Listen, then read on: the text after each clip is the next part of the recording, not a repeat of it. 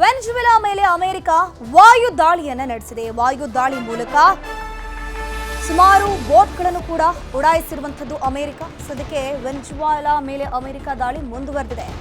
Venezuela ಅಧ್ಯಕ್ಷರನ್ನ America ಸೆರೆ ಹಿಡಿದಿರುವಂಥದ್ದು. ವೆನೆಜುವೆಲಾ ಅಧ್ಯಕ್ಷ Nicolas Maduro ಮತ್ತು ಆತನ ಪತ್ನಿಯನ್ನ ಸೆರೆ ಹಿಡಿಯಲಾಗಿದೆ. ಅಮೆರಿಕಕ್ಕೆ ಡ್ರಗ್ಸ್ ಪೂರೈಕೆ ಆರೋಪದ ಅಡಿಯಲ್ಲಿ ಈ ಒಂದು ದಾಳಿಯಾಗಿದೆ. ದಾಳಿಯನ್ನ ಮಾಡಿ ಡ್ರಗ್ಸ್ ನೆಲೆಗಳನ್ನ ಧ್ವಂಸ ಮಾಡಿದೆ ಅಮೆರಿಕ ಸೇನೆ. ವೆನೆಜುವೆಲಾದಲ್ಲಿ ಪ್ರಮುಖವಾಗಿ ಈ ಡ್ರಗ್ಸ್ ಗಳನ್ನ ತಯಾರು ಮಾಡಿ ಅದನ್ನ ಅಮೆರಿಕಾಗೆ ರಫ್ತು ಮಾಡ್ತಾ ಇದ್ರು. ಅವರ ಅಧ್ಯಕ್ಷ ಮತ್ತು ಪತ್ನಿಯ ಸೆರೆ ಬಗ್ಗೆ ಅಮೆರಿಕ ಅಧ್ಯಕ್ಷ ಡೊನಾಲ್ಡ್ ಟ್ರಂಪ್ ದೃಢಪಡಿಸಿದ್ದಾರೆ, ಟ್ವೀಟ್ ಮಾಡಿದ್ದಾರೆ. ನೋಡ್ತಾ ಹೋಗಬಹುದು ಯಾವ ರೀತಿ ವೆನೆಜುವೆಲಾ ಮೇಲೆ ಅಮೆರಿಕ ಸೇನೆ ದಾಳಿ ನಡೆಸಿತ್ತು ಅಂತ. ಇದ್ರ ಬಗ್ಗೆ ಹೆಚ್ಚಿನ ಮಾಹಿತಿ ನೀಡ್ತಾ ಹೋಗ್ತಾರೆ ನಮ್ಮ ನ್ಯೂಸ್ ಎಡಿಟರ್ ಆಗಿರುವಂತಹ ರಾಘವೇಂದ್ರ ಗುಡಿ ಅವರು. ದೂರವಾಣಿ ಸಂಪರ್ಕದಲ್ಲಿ ಜಾಯ್ನ್ ಆಗಿದ್ದಾರೆ. ರಾಘವೇಂದ್ರ ಗುಡಿ, ಸದ್ಯಕ್ಕೆ ವೆನೆಜುವೆಲಾ ಮೇಲೆ ಅಮೆರಿಕ ದಾಳಿ ನಡೆಸ್ತಾ ಇದೆಯಲ್ಲ, ಏನ್ ಕಾರಣ ಕೊಟ್ಟಿದೆ ಈ ಒಂದು ದಾಳಿಯ ವಿಚಾರಕ್ಕೆ ಸಂಬಂಧಪಟ್ಟಂತೆ? ಸದ್ಯಕ್ಕೆ ಅವರ ಅಧ್ಯಕ್ಷರನ್ನು ಕೂಡ ವಶಪಡಿಸಿಕೊಂಡು ಈಗ ಅಮೆರಿಕಕ್ಕೆ ಕರೆ ತರಲಾಗ್ತಿದೆಯಾ, ಹೇಗೆ? ಧನುಶ್ರೀ, ಪ್ರಮುಖವಾಗಿ ಈಗ ನಾವು ಜಾಗತಿಕವಾಗಿ ನಡೀತಿರುವಂತಹ ವಿದ್ಯಮಾನಗಳಲ್ಲಿ ಅತ್ಯಂತ ಸಿಗ್ನಿಫಿಕೆಂಟ್ ಆಗಿರ್ತಕ್ಕಂಥ ಒಂದು ದಾಳಿ ಮತ್ತು ಹೆಜ್ಜೆಯನ್ನ ಇವತ್ತು ಅಮೆರಿಕ ವೆನೆಜುವೆಲಾದ ಮೇಲೆ ಮಾಡಿರುವಂತದ್ದು. ಈಗ ಸಾಮಾನ್ಯವಾಗಿ ಅಮೆರಿಕ ಕೊಡುವಂತ ಕಾರಣಗಳನ್ನ ನಾವು ನೋಡ್ತಾ ಇದ್ದೇವೆ. ಅಲ್ಲಿ ಪ್ರಜಾಪ್ರಭುತ್ವವನ್ನು ಮರುಸ್ಥಾಪನೆ ಮಾಡೋದಕ್ಕೆ ಮಾಡ್ತಾ ಇದ್ದೀವಿ, ಜೊತೆಗೆ ಅಲ್ಲಿಯ ಜನರ ಮೇಲೆ ಸಾಕಷ್ಟು ದಬ್ಬಾಳಿಕೆಯನ್ನ ಅಲ್ಲಿ ಅಧ್ಯಕ್ಷರು ಮಾಡ್ತಾ ಇದ್ರು, ಆ ಕಾರಣದಿಂದಾಗಿ ಮಾಡ್ತಾ ಇದ್ದೀವಿ ಅಂತ ಹೀಗೆ ತನ್ನದೇ ಆದ ರೀತಿಯಲ್ಲಿ ಅದಕ್ಕೆ ಸ್ಪಷ್ಟೀಕರಣವನ್ನ ಕೊಡುವಂತ ಪ್ರಯತ್ನವನ್ನ ಅಮೆರಿಕ ಮಾಡ್ತಾ ಇದ್ರು ಕೂಡ ಇಲ್ಲಿ ಮುಖ್ಯವಾಗಿ ಅಮೆರಿಕದ ಉದ್ದೇಶ ಇರುವಂತದ್ದು ಇಡೀ ವಿಶ್ವದಲ್ಲಿ ಅತ್ಯಂತ ಹೆಚ್ಚು ತೈಲ ಇರ್ತಕ್ಕಂಥದ್ದು ಮತ್ತು ಕಚ್ಚಾ ತೈಲವನ್ನು ಹೊಂದಿರುವಂತಹ ರಾಷ್ಟ್ರಗಳಲ್ಲಿ ವೆನೆಜುವೆಲಾ ಕೂಡ ಮುಂಚೂಣಿಯಲ್ಲಿ ಇರ್ತಕ್ಕಂಥದ್ದು. ಆ ತೈಲದ ಮೇಲೆ ಕಣ್ಣಿಟ್ಟಿರ್ತಕ್ಕಂಥ ಅಮೆರಿಕ ಇಂಥ ಒಂದು ಕೃತ್ಯವನ್ನ ಎಸಗ್ತಾ ಇದೆಯಾ ಅನ್ನುವಂಥ ಪ್ರಶ್ನೆಗಳು ಮೂಡ್ತಾ ಇದಾವೆ. ನೋಡಿ, ನಾವು ಸಾಕಷ್ಟು ಬಾರಿ ಮಾತನಾಡ್ತಾ ಇರ್ತೀವಿ, ಈ ಒಂದು ವರ್ಲ್ಡ್ ಆರ್ಡರ್ ಅಥವಾ ಜಾಗತಿಕವಾಗಿ ತನ್ನದೇ ಆದಂತ ರೀತಿಯಲ್ಲಿ ಎಲ್ಲ ದೇಶಗಳು ಕೆಲಸವನ್ನ ಮಾಡಬೇಕು ಅಂತೇಳಿ ವಿಶ್ವಸಂಸ್ಥೆ ಭದ್ರತಾ ಮಂಡಳಿಗಳಿದಾವೆ, ಅದೇ ರೀತಿಯಾಗಿ ಬೇರೆ ಬೇರೆ ರೀತಿಯಾಗಿರ್ತಕ್ಕಂಥ ಸಂಸ್ಥೆಗಳಿದಾವೆ. ಆದ್ರೆ ಎಲ್ಲ ಅಂತಾರಾಷ್ಟ್ರೀಯ ನಿಯಮಗಳನ್ನ ಕೂಡ ಟ್ರಂಪ್ ಬಂದ ಮೇಲೆ ಅಮೆರಿಕ ಇವತ್ತು ಗಾಳಿಗೆ ತೂರ್ತಾ ಇರೋದನ್ನ ನಾವು ಸ್ಪಷ್ಟವಾಗಿ ಕಾಣ್ತಾ ಇದೀವಿ. ಮನಸ್ಸಿಗೆ ಬಂದಾಗೆ ಟಾರಿಫ್ ಅನ್ನ ಹಾಕುವಂಥದ್ದು,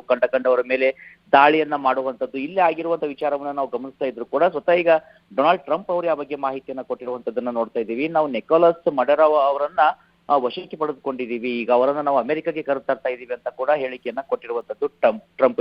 ಜೊತೆಗೆ ಅಲ್ಲಿ ವೆನೆಜುವೆಲಾದ ಮೇಲೆ ಇವತ್ತು ಇದ್ದಕ್ಕಿದ್ದ ಹಾಗೆ ತನ್ನ ಹೆಲಿಕಾಪ್ಟರ್ಗಳನ್ನ ಬಳಸಿ ದಾಳಿಯನ್ನ ಮಾಡಿದೆ. ಮತ್ತೆ ಈಗ ನಾವು ಕಳೆದ ಒಂದು ತಿಂಗಳಿಂದ ಏನೆಲ್ಲ ಪ್ರಿಪರೇಷನ್ ಅನ್ನು ಅಮೆರಿಕ ಮಾಡ್ಕೊಳ್ತಾ ಇತ್ತು ಅಂತ ಗಮನಿಸೋದಾದ್ರೆ ಅಷ್ಟೇ, ಮೊದಲನೇದಾಗಿ ಒಂದು ನೋ ಫ್ಲೈಯಿಂಗ್ ಜೋನ್ ಆಗಿ ಇಡೀ ವೆನೆಜುವೆಲಾವನ್ನ ಅಮೆರಿಕ ಘೋಷಣೆಯನ್ನ ಮಾಡಿತ್ತು. ಯಾವುದೇ ರೀತಿಯಾಗಿರ್ತಕ್ಕಂಥ ಅಂತಾರಾಷ್ಟ್ರೀಯ ಫ್ಲೈಟ್ಗಳಿದಾವೆ, ವಿಮಾನಗಳೇನಿದಾವೆ, ಅದು ಯಾವುದೇ ಕಾರಣಕ್ಕೂ ಕೂಡ ವೆನೆಜುವೆಲಾದ ಮೇಲೆ ಬರಬಾರ್ದು ಅನ್ನುವಂತ ಒಂದು ನಿರ್ದೇಶನವನ್ನ ಕೂಡ ಅಮೆರಿಕ ಕೊಟ್ಟಿತ್ತು. ಜೊತೆಗೆ ಅದರ ಸಾಕಷ್ಟು ತೈಲವನ್ನ ತುಂಬಿರ್ತಕ್ಕಂಥ ಹಡಗುಗಳೇನಿದಾವೆ ಅವುಗಳನ್ನ ಕೂಡ ಅಮೆರಿಕ ಸಮುದ್ರದಲ್ಲಿಯೇ ವಶಕ್ಕೆ ಪಡೆದುಕೊಂಡಿತ್ತು. ಜೊತೆಗೆ ಈ ಬಗ್ಗೆ ಪ್ರಶ್ನೆಯನ್ನ ಕೂಡ ಪತ್ರಕರ್ತರು ಕೇಳ್ತಾರೆ ಡೊನಾಲ್ಡ್ ಟ್ರಂಪ್ಗೆ, ನೀವು ಆ ತೈಲವನ್ನ ಏನ್ ಮಾಡ್ತೀರಿ ಅಂತೇಳಿ. ಅವ್ರು ಹೇಳಿದ್ದು ತೈಲವನ್ನ ನಾವು ಬಳಸ್ಕೊಳ್ತೀವಿ ಅಂತ. ಅಂದ್ರೆ ಇಲ್ಲಿ ಸ್ಪಷ್ಟವಾಗಿ ಗೋಚರವಾಗ್ತಾ ಇರುವಂತದ್ದು ಏನೋ, ತನ್ನ ಬಳಿಯಲ್ಲಿ ಬಲ ಇದೆ, ತನ್ನ ಬಲವನ್ನ ಪ್ರಯೋಗಿಸಿ ಇಡೀ ವಿಶ್ವದ ಮೇಲೆ ತನಗೆ ಮನಸ್ಸಿಗೆ ಬಂದ ಹಾಗೆ ಒಂದು ನಿರ್ಧಾರವನ್ನ ತಾನು ಮಾಡ್ಬೋದು ಅಂತೇಳಿ ಡೊನಾಲ್ಡ್ ಟ್ರಂಪ್ ಇಲ್ಲಿ ಮಾಡ್ತಾ ಇದ್ದಾರೆ. ಅವತ್ತಿಂದ ಸರ್ವಾಧಿಕಾರಿ ರೀತಿಯಾಗಿ ವರ್ತನೆಯನ್ನ ತೋರ್ತಾ ಇದ್ದಾರೆ ಅನ್ನೋದಕ್ಕೆ ಇವತ್ತು ಇಡೀ ವಿಶ್ವ ಗಂಭೀರವಾಗಿ ಪ್ರಶ್ನೆಯನ್ನ ಮಾಡಬೇಕಾಗತ್ತೆ. ಯಾವುದೇ ಒಂದು ದೇಶ ಇರ್ಬೋದು, ಆ ದೇಶದ ಮೇಲೆ ದಾಳಿಯನ್ನ ಮಾಡುವಂಥದ್ದು, ಅಲ್ಲಿಯ ಅಧ್ಯಕ್ಷರನ್ನು, ಅಲ್ಲಿಯ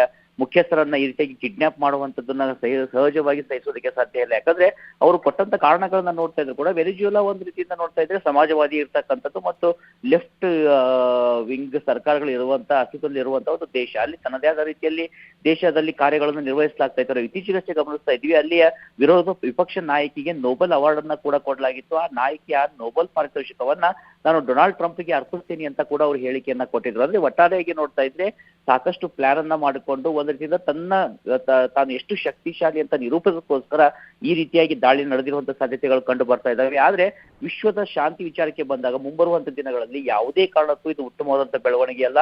ನಾಳೆ ಯಾವುದೇ ದೇಶಗಳು ಕೂಡ ಮತ್ತೊಂದು ದೇಶದ ಮೇಲೆ ದಾಳಿ ಮಾಡಿ ಪ್ರಶ್ನೆಯನ್ನ ಮಾಡ್ಬೋದು. ಉದಾಹರಣೆಯಾಗಿ ಕೊಡ್ಬೋದು, ಅಮೆರಿಕ ಮಾಡಿದ್ರೆ ಓಕೆ, ನಾವು ಮಾಡಬಾರ್ದ ಅಂತೇಳಿ. ಹೀಗಾಗಿ ಸದ್ಯಕ್ಕಂತೂ ಪರಿಸ್ಥಿತಿ ಸಾಕಷ್ಟು ಬಿಗಡಾಯಿಸ್ತಾ ಇದೆ. ಮುಂಬರುವಂತಹ ಹಂತದಲ್ಲಿ ಇದು ಯಾವ ರೀತಿಯಂತ ಟರ್ನ್ ಅನ್ನ ತೆಗೆದುಕೊಳ್ಳುತ್ತೆ ಅನ್ನೋದನ್ನ ಕಾದು ನೋಡ್ಬೇಕು. ಧನುಶ್ರೀ, ರಾಘವೇಂದ್ರ ಗುಡಿ, ಈಗಾಗಲೇ ಅಮೆರಿಕ ಸೇನೆ ಇದೆ, ಅಧ್ಯಕ್ಷರು ವೆನೆಜುವೆಲಾದ ಅಧ್ಯಕ್ಷರು ಮತ್ತೆ ಪತ್ನಿಯನ್ನ ಅರೆಸ್ಟ್ ಮಾಡ್ಕೊಂಡು ಅಮೆರಿಕಕ್ಕೆ ಕರೆ ತರ್ತಾರ ಅಥವಾ ದೇಶದಿಂದ ಹೊರಹಾಕುವಂತ ಕೆಲಸ ಏನಾದ್ರು ಮಾಡ್ತಾರಾ ಅಂತ? ಯಾಕಂದ್ರೆ ಇಲ್ಲಿಗ ಡೊನಾಲ್ಡ್ ಟ್ರಂಪ್ ಅವರು ಮಾಡಿರ್ತಕ್ಕಂಥ ಪೋಸ್ಟ್ ಅನ್ನ ನಾವು ಗಮನಿಸ್ತಾ ಇದ್ರೆ ಅವರು ಕ್ಲಿಯರ್ ಆಗಿ ಹೇಳಿರುವಂತದ್ದು ಏನಂದ್ರೆ, ಅವರ ಪತ್ನಿಯ ಜೊತೆಯಲ್ಲಿ ನಾವು ಅವರನ್ನ ಕ್ಯಾಪ್ಚರ್ ಮಾಡಿದೀವಿ, ಜೊತೆಗೆ ಫ್ಲೌನ್ ಔಟ್ ಆಫ್ ದಿ ಕಂಟ್ರಿ ಅಂತ ಹೇಳಿದ್ದಾರೆ. ಅಂದ್ರೆ ವೆನೆಜುವೆಲಾದಿಂದ ನಾವು ಆಚೆ ಆಲ್ರೆಡಿ ತಂದಿದ್ದೀವಿ ಅವರಿಬ್ಬರನ್ನು, ಯಾರು ಅಲ್ಲಿ ಅಧ್ಯಕ್ಷರಿದ್ದಾರೆ, ನಿಕೋಲಸ್ ಇದ್ದಾರೆ ಮತ್ತು ಅವರ ಪತ್ನಿ ಏನಿದ್ದಾರೆ, ಅವರಿಬ್ಬರನ್ನ ನಾವು ಕ್ಯಾಪ್ಚರ್ ಮಾಡಿ ಆ ದೇಶದಿಂದ ಹೊರಗಡೆ ತಂದಿದ್ದೀವಿ.